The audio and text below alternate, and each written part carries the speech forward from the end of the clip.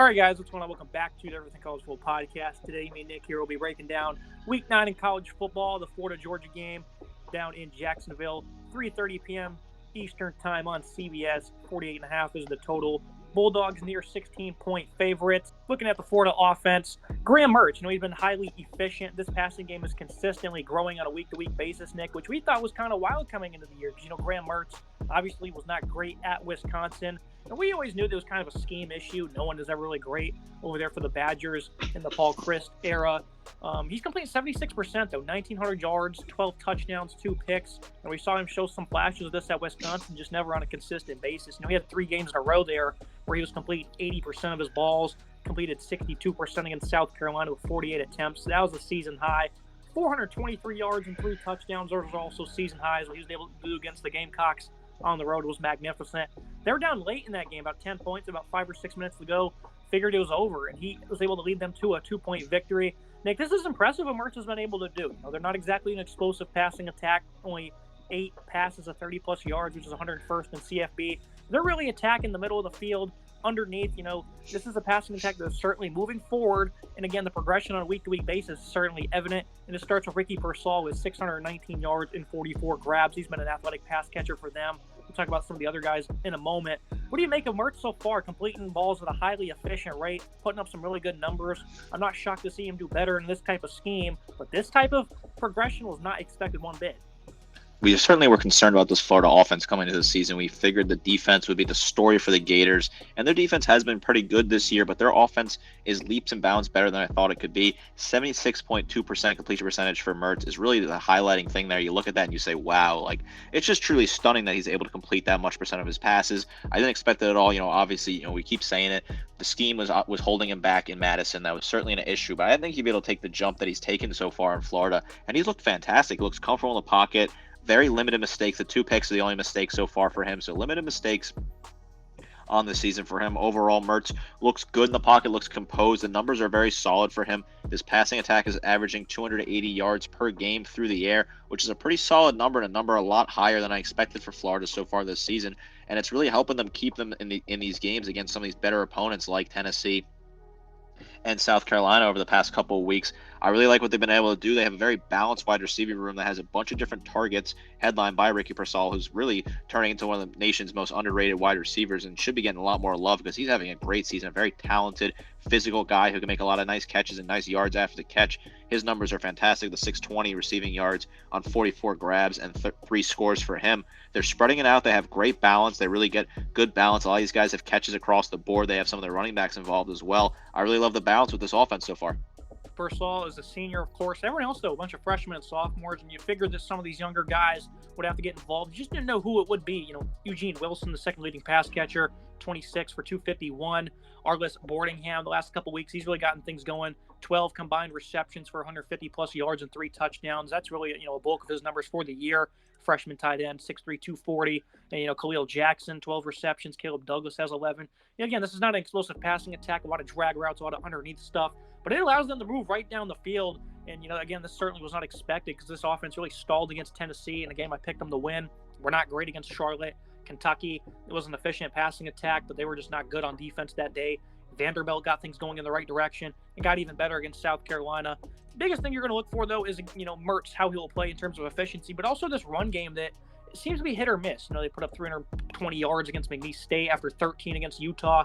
Great defense they played there, but that's just pretty staggering to see them be that bad. Tennessee, they really took over in that second quarter, helped put that game away. Only ended with 183 and 3 touchdowns, but they were certainly the difference makers. 111, followed by 69, and 71 against South Carolina with 215 mixed in between there. This rushing attack should be a lot better this year, Nick. Montreal Johnson, Trevor Etienne, both have 400-plus yards. I know these guys have been a little banged up on a weekly basis, but they're both averaging over 5 yards per carry. This is a nice 1-2 punch. The offensive line has certainly been a little bit disappointing, but I still think they have the right guys in the room. Jake Slaughter at center is having a great season. Austin Barber at left tackle hasn't been the greatest, but he's still, a perennial playmaker for them. Richie Leonard, a veteran at guard. I still think they have great size and some nice abilities here to potentially, move a phenomenal Georgia defensive line that did struggle against Auburn with downhill running. I think the Gators are going to look to do that as well, but I think, outside zones are going to have to be phenomenal for them as well. Again, a hit or miss rushing attack, completely different than we thought we would see this year from Florida's offense. 141 on the ground, while the passing attack, they seem to be the dominant nature of this football team. Again, a complete shock. Certainly shocked by that. To see that the offense, passing offense is double the running offense is very shocking. Montrell Johnson, I expected more out of him. 438, 5.2, and 4 scores from Trevor Etienne. 400 yards, 5.9, and 3 scores for him. Travion Webb as well. I thought there'd be more out of him as well. A bit disappointing. I thought this running back room was a really solid room, and they are a really solid room. Some of the blocking has not been quite fantastic. You expected a little bit better from this offense on the ground, but it shows that they don't have to rely on the run here. They have good balance, and if Georgia is going to stuff the run early on, Florida can hit the pass and be still involved in this game. I think this is a good offense. I would like to see a little more balance. Certainly, I think they're lacking that overall balance, but this offense is a lot better than we expected it to be, and they're averaging 420 yards per game and putting up 41 against South Carolina, 38 against Vandy, 29 against Tennessee. So they're certainly scoring points when they have to. Only 6 giveaways as well. You cannot give it away here against Georgia. It's a guaranteed loss. Looking at the Bulldog offense, obviously the biggest headline here is going to be Brock Bowers not playing first time in his career where he's missed a game, I'm pretty sure. And no one really knows what the approach is going to be from them because he does so much in the middle of the field. You can use him on jet sweeps with his speed and his acceleration. Yards after catch, he's so good. Getting him outside on fade routes as well. I mean, everything Bowers does is perfect. Even in the end zone when he's perfectly covered, he gets his hands on the ball and usually pulls him down. They don't have him anymore. 6 receptions and 81 yards per game. That's going to be out the window here. And this is a nicely talented Georgia receiving room that we've criticized certainly in the past. But the guys like Dominic Lovett, Robert Thomas, the transfers, these guys are going to have to step up. Lovett has phenomenal speed, only averaging 9 yards per catch, though. Thomas, he's good. Jump ball artist, physical pass catcher, 16 yards per catch. Both of these have 250 yards or more this season. Those two are going to have to step up. Oscar Delp at tight end, they're going to look to him. I know he had a fumble against Auburn, 6'5", 245, a former high-end 4-star. He's going to step into the shoes here of Brock Bowers, and regardless of how good you are, you're not going to be him, Nick. So what do you think the approach is going to be for this passing attack when Bowers, he probably is the reason why they beat the Tigers a couple weeks ago in Auburn. Now they don't have him anymore. And Beck, he's really been hitting his stride the last couple weeks. Completely, totally different ball game here, though. This is definitely a tough loss for Georgia. We're really going to have to see what this looks like early on. They lose Bowers for a couple important games here. They got to play Florida. They got to travel to Tennessee. They got to host Missouri in the next couple of weeks. So a big make or break slate here. You don't want to say that one player changes everything, but Bowers is just a dynamic player. You can carry the ball with him. He can catch the ball. He scores touchdowns. He can block. He can basically do everything. He's a jack of all trades, and he's really good at all those. 567 receiving yards and the 4 scores and be tough to replace. He was basically lights out in the end of that Auburn game. He had several clutch catches down on the plains to win that game against Auburn. They could have very well lost that game to a bad Auburn team if Bowers wasn't playing. Beck's favorite target's gone. He's going to have to find a way to get to some of these other guys. We're going to have to see step-ups from Dominic Lovett, Ra Thomas, and some of these other guys, Lad McConkey, who's been battling injuries all season. These guys got to step up. They're going to have to find a way to step up and get involved in this game. Beck does not have his crutch to rely on anymore, and it could certainly pose problems for him in a neutral environment that will be loud from the Florida side when Georgia has the ball. Yeah, 8 different guys have double-figure receptions this year. Marcus Rasmi, Jack Saint now takes over as leading pass catcher. 333 yards, 2 touchdowns for him. Remember in 2020, caught a 32-yard touchdown in this game, got hurt on that same play, missed the rest of the year. So he's certainly looking to continue to try to, get revenge on this turf down there in Jacksonville. Nice group of weapons. Lad McConkey as well. I think he's starting to finally get back to full health. He's got 107 yards over the last 3 games. So there's plenty of different weapons here, but none of them are Brock Bowers. They're all good complementary pieces to Bowers, I think would be the best way to put it. The run game, this is certainly a team that's a little bit more beat up in the backfield than we figured coming into the season. Wide receiver Dylan Bell, he's gotten involved with 21 carries. Kendall Milton, 36 for 196 and 3 scores. 80 attempts, 460 yards and 6 touchdowns. That's 16 attempts a game, Nick. For the last couple of years, all these backs averaged about 10 or 11 carries per game. Incredibly fresh in the backfield. Only one guy has double-figure carries this year, that being, of course, the aforementioned Edwards. This running game is completely different than it's been in years past. Is that a concern for you, though? The lack of health and, of course, the efficiency, still over 5 yards per carry, but the dominance in terms of physicality seems to be a little off compared to years past, only 107 against Auburn. They did do pretty well in the game against Kentucky. They didn't need them to run the ball. And, the numbers overall are pretty sound, but still, this doesn't seem like the perennial Bulldog offense we've seen in the past in terms of physicality up front. The numbers are solid for this running game. I think they are producing still to a high level, 172.4 yards per game on the ground. Obviously, a 337 through the air is a very impressive number for the Bulldogs. On offense, Dijon Edwards, 460 for him on the ground, 6 scores. Kendall Milton, 196, 4.5. You don't really have that full balance. In the past, Georgia's used a three running back sort of setup where they had 3 different weapons and they could and kind of balance it out and use those different weapons. After Milton, it kind of drops off with Dylan Bell, Cash Jones, Roderick Robinson. I mean, there's a whole host of guys that have gotten touches at the bottom of the list, and Edwards is still kind of that, the bull cow #1 back for this team, and he hasn't really quite found the total group. I know 5.8 yards per carry is nice, but he just kind of lacks the physicality. Like you said, it seems to be an odd place for this Georgia offense. It might be an issue with the offensive line. I haven't really been able to diagnose it.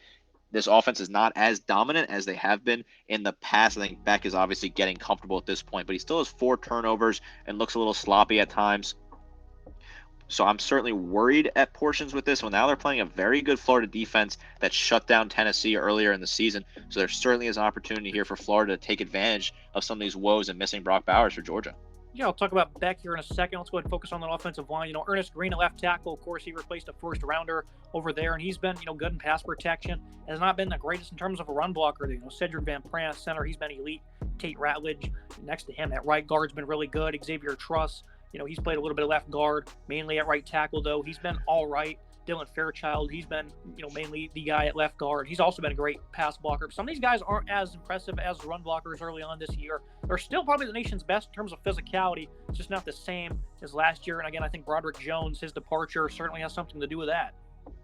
Right, I certainly think it is an important thing to note that losing such a talented piece like that in the offensive line is having some woes for this team. It's not the same offensive line we've seen in the past. They kind of lack that huge physicality up front. They're not able to create as great running rooms for their running backs, which is certainly posing a problem for the Bulldogs early on in the season. Yeah, Amarius Mims as well. We're not sure where he's going to be. He's been injured. He's had ankle surgery. Looks like he's going to be out for a long time. That was about a month ago when he had that. So him at right tackle also not being there. Certainly a lot of reshuffling going on around this offensive line. Great depth there, though. And lastly, of course, Carson Beck. And I think he's having a great year. 12 touchdowns, 2,100 yards, over 307 yards per contest. He had 310 in 3 straight games. Then he had 261 against Vanderbilt, completing 74% this year. He did have a bad pick, and his yards per attempt efficiency wasn't all that great. The interception allowed the Commodores to kind of get into that game late. But overall, they've unleashed him against Kentucky. Had 389, 4 touchdowns on 80%. He was great, and they finally got off to a hot start. That has not been the precedent this year, though. A lot of slow starts from Georgia. But when they finally have one, like against the Wildcats, they put up 51 points, Nick. I'm expecting probably another slow start here, though, from the Bulldogs, especially with no Bowers. But I think Beck's really coming into his own here in Mike Bobo's offense. Certainly a lot of slow starts for this team, which has been a problem if you're a Georgia's fan. They seem to, be slow off the blocks. They're slow off the blocks against Auburn, against South Carolina, against Vanderbilt. They really did hit that pace against Kentucky, which is big. I think the 73% completion percentage is solid. 2,100 yards is a pretty good number, and 12 touchdowns is nice. The 4 interceptions worry me. This is a Florida secondary that can get after the ball and that can force turnovers, which could certainly be a huge thing for this team. If Florida can get turnovers early and make Beck uncomfortable, they can certainly get involved and win this game. Looking at that Florida defense, they're going to look to be, just as physical. They got gashed 329 on the ground against Kentucky. And I think that's just an uncharacteristic game there in Lexington, because I think this is a good run defense, and early on in the year it proved it. It limited Tennessee to 100. Utah only had 105. They really couldn't get going with their physicality. That 329 against Ray Davis and crew, Nick, it just seemed flawed. It was just not a good effort that day. And, I think that's something they're looking to bounce back from. I think even, I think it was a year or two ago, Penn State had a similar number. I think it was last year, actually. Penn State got gashed against Michigan. I was like, they're going to be great the rest of the year, and they're just flat out dynamite in the trenches. And, I think good teams will prove it. And I think Florida's another one right here. They can make everyone forget about that game against Kentucky with a good defense. It has some nice rotation on their defensive line.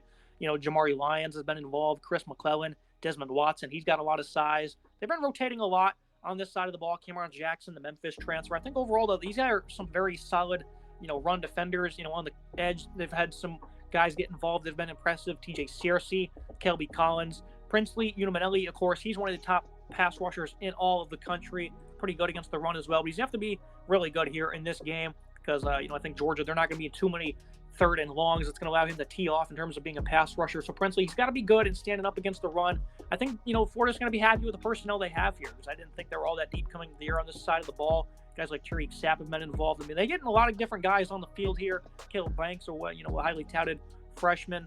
in his own right, 6'6", 320. So I think they have the size here. This is why you come to Florida to play games like this and be sound against this dominant rushing attack. What do you think they match up in terms of physicality? And do you think that Kentucky game is still going to be fresh in their minds? I think they'll certainly not forget what happened in Kentucky. Kentucky just absolutely dominated, gashed them left, right, and center, and that certainly was a problem. So there is a playbook for beating Florida here. I think you can really rely on the run. Princely is a very talented piece there. 18 total tackles, 6 tackles for loss, 3 sacks for him. I think he's having a fantastic season. A big physical guy who looks good so far at that jack position. I'm very impressed with that. Caleb Banks has looked good as well. I'm impressed with him so far. 10 total tackles, 1.5 tackles for loss, and a sack for him.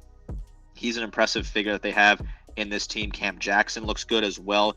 23 total tackles, half a tackle for loss for him. Tyreek Sapp, I like him a whole lot. He's an underrated piece that's getting involved in this team. 13 total tackles, 3 tackles for loss, and 2 sacks for him. These guys are physical on the front. They get after the quarterback. They're in a good spot here. They have been pretty good against the run outside of that result against Kentucky. Obviously, 124 allowed on the ground is not a bad number for this Florida front seven. They got to get in there early, got to make Beck uncomfortable and try to force him into mistakes, which could certainly lead to success for this Florida defense. Yeah, these linebackers led by Shamar James, they're going to have to be big in this one. He's really going to have to bring the physicality. Scooby Williams as well. This is one of the more talented units, I'd say, on this football team. A very young unit. 2 sophomores right there in the middle for them. But they're going to have to be good at reading these run lanes on the defensive line. I think they're going to do a solid job paving the way for them. Jada Mitchell, a guy who can change the game with his physicality that he brings over from the Buckeyes. So there's certainly something to monitor there. Only 4 forced turnovers for this football team. That's one of the lower marks in the nation. That includes only 2 interceptions from a secondary. It's been really hit or miss. I think Devin Moore was one of those picks. He's been really good for them.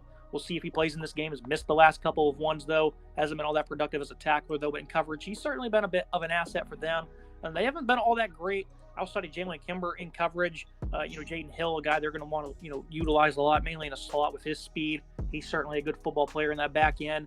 Kamari Wilson, of course, he's been out most of the year, some injuries. Jordan Costello's had to stand up, and he's been good as a tackler. He's been a little above average in coverage as well. Jason Marshall's not really hit his stride yet. Jalen Kimber, though, he's the former Georgia Bulldog, looking to get some revenge of his own in this one. And Jason Marshall, a good opportunity to remind people of how good he was his freshman season. What do you make of the secondary? Because it certainly has been, a solid unit. I would say they played very well against Tennessee, but slowing down that offense really starts with slowing down the run game, and that's something they were able to do there. Gave up 300 plus to South Carolina. They weren't all that great against Vanderbilt either. Only gave up 14 points though in that contest. Overall, it was a sound defensive effort. The secondary, they really haven't been all that tested. I don't think they will be here, but play action against the Bulldogs can really eat you up, and they still have weapons in terms of speed and creativity that can probably expose you.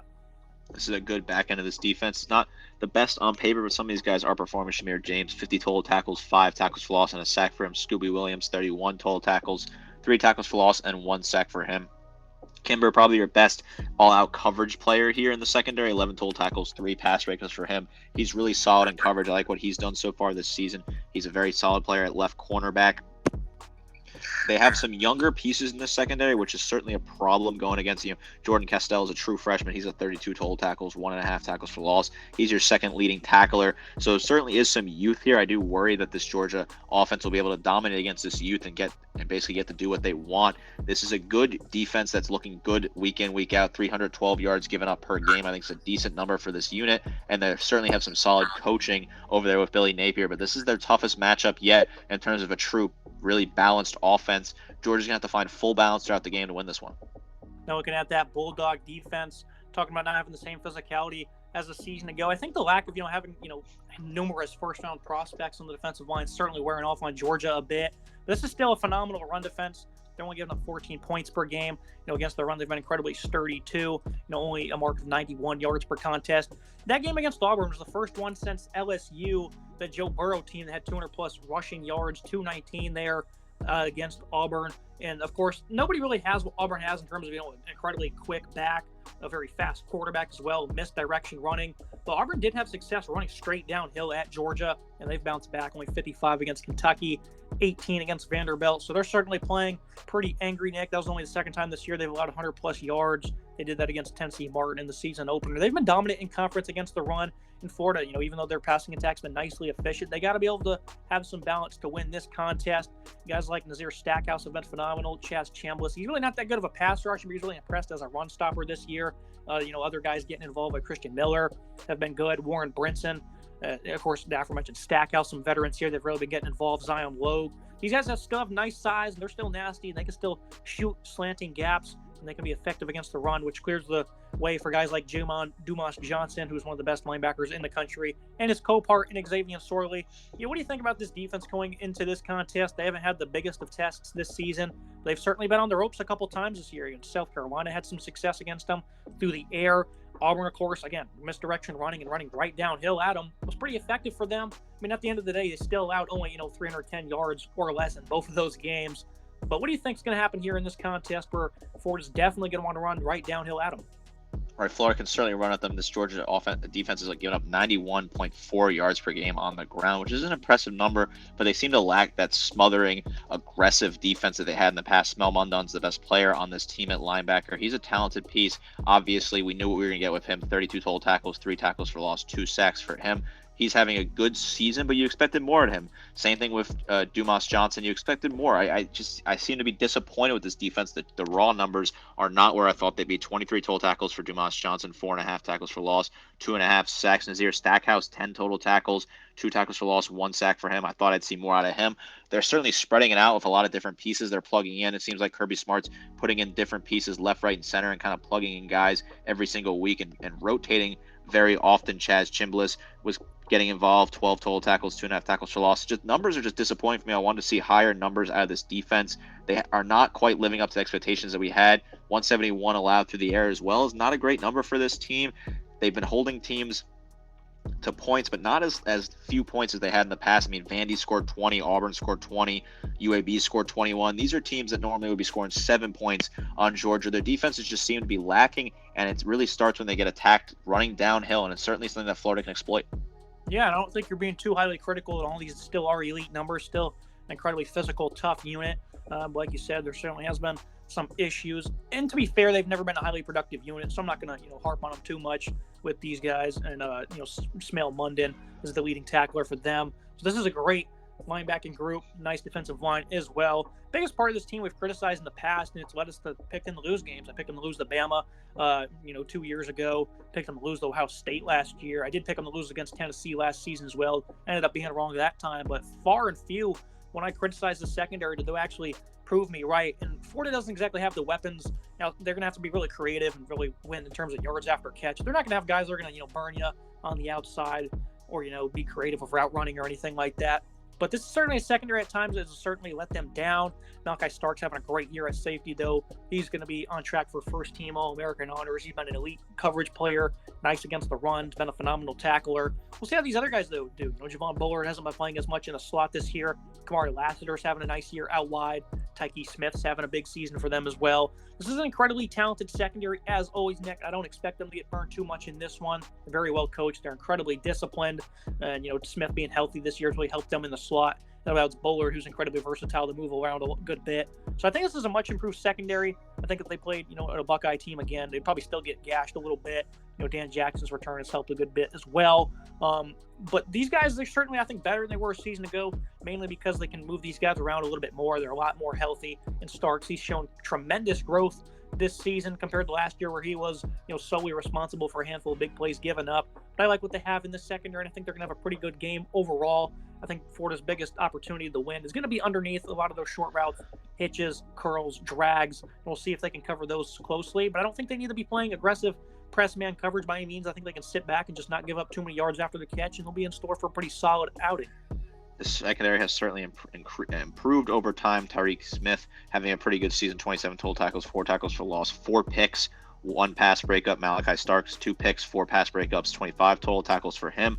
Javon Bullard's looking better, 3 pass breakups, 20 total tackles for him. So they're certainly improving. Kamari Lassiter, 4 pass breakups, 3.5 tackles for loss, half a sack, 21 total tackles. So they're getting better in coverage. They look better overall. 171 allowed per game through the air. The number is still a little too high for me for Georgia. Overall, the defense at 262, I guess expectations are really high for this team because they have had so much success in the past. Those are really good numbers if you take away the Georgia Bulldog title and put it on any other team. I just think with Georgia, you have such high expectations. And in my opinion, they have not lived up to that, but this is still a very good defense that can go out and win you a game when they have to. Looking at the tail of the tape, team comparisons, I'm going to go ahead and call things even at quarterback, which is crazy to say, but Mertz has really earned the respect this year, so we're going to show it to him. Beck has been showcasing tremendous improvements as well on a week-to-week basis, handled things well in Auburn on the road, was able to deliver there late.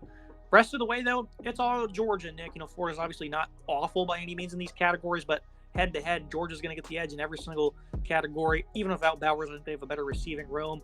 Running backs for Georgia, not as healthy as the Gators. And I think you could certainly make an argument for that 1-2 punch of Etienne and Johnson getting the edge there, but I just think it's a little bit more fresher here for the Bulldogs. Even again, though, they are still banged up.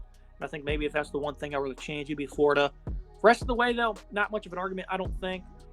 Maybe the defensive line with some of their depth, but Georgia, they're incredibly physical. They don't give up much on the ground.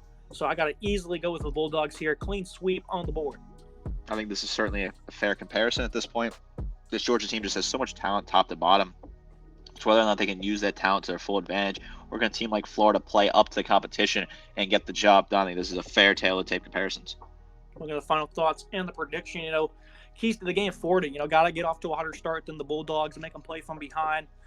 Put the pressure on Beck, and I think certainly Bowers things could certainly get a little hot for him, especially in a crowd that's going to be, I think, pretty 50-50.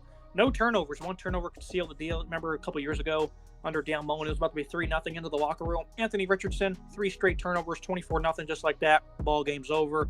For Georgia, don't let Florida burn you underneath, because I think that's going to be their biggest opportunity for success through the air, and grind them down with the run. I think that's certainly the Kentucky formula. That's what they did a couple weeks ago, and still that was only a 33-14 ball game, and that's fine. Just get away with a victory, double figures for Georgia. I think that's certainly what they want to do. Try to get past some of these tougher opponents here in a neutral site against a rival with no Brock Bowers and a rookie quarterback. That's what you want to do, is try to run it. 31-20 for me for Georgia. I think Florida's certainly going to cover this game. I just have a feeling coming into this one that, the Gators are going to be able to compete. And, of course, they had that struggle against Auburn. And we're like, this might be an opportunity for them to absolutely blow out Kentucky. And that's what they did. I don't feel that same way here. I think we got a pretty good read on this one, Nick. Georgia's going to win. Florida's going to cover. A bit of a scare on the way, you think? Certainly think it's going to be a bit of a scare. I have a close game, 28-24. I think this is going to be a scary moment here for Georgia. I think this is going to be a dog fight to the final minute. I think Georgia's going to pull away late with a nice late drive by Beck, who's going to dial in and get the job done. Florida's going to run out of gas, but their defense being on the field late in the game. I think Florida contend with this game. I think as long as they don't turn the ball over, they stay focused, find a nice balance, and be able to run straight at Georgia early in the game, have their 2 backs in Johnson and Etienne be involved early and have them run downhill right at this Georgia defensive line. Also throwing a Purcell cutting across the middle. I like the slant routes across the middle, crossing routes, things of that nature certainly could be beneficial here. Look at the slot action early on for this Florida offense. I like this game to be very close, very exciting. Georgia's going to have a tough slate here. They got to play Florida here on a neutral site. They got to travel at Rocky Top, and they host Mizzou. These are some tough matchups without Brock Bowers. Let's see what this offense looks like without that true number 1 wild card weapon they have.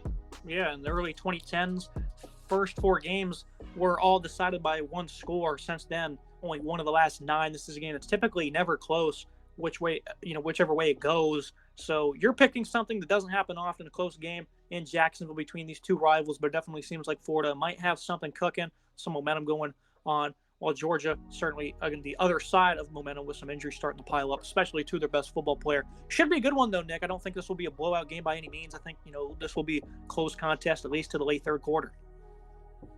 Must-watch TV on Saturday. A great matchup, great rivalry in Jacksonville. I love that it's a neutral site matchup. I think it's very important for the game. Obviously you host your rivalry games on campus, but this one I think is important.